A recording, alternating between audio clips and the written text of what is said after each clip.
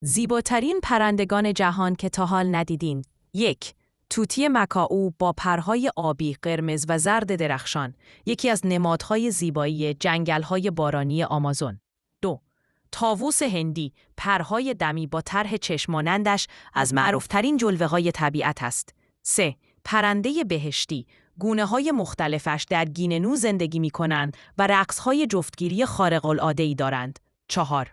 مرغ بهشتی ویلسون، یکی از عجیب‌ترین ترکیب‌های رنگی در پرندگان، قرمز، آبی، زرد و سبز.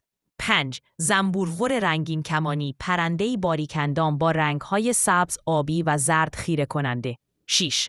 مرغ مگس‌خوار کوچک اما بسیار براق، پرهایش در نور آفتاب مانند جواهر می‌درخشند. 7. کاردینال شمالی، پرنده‌ای قرمز درخشان با تاج کوچک روی سرش. 8. بلوجی، پرهای آبی با الگوهای سیاه و سفید، از زیباترین پرندگان آمریکای شمالی. 9.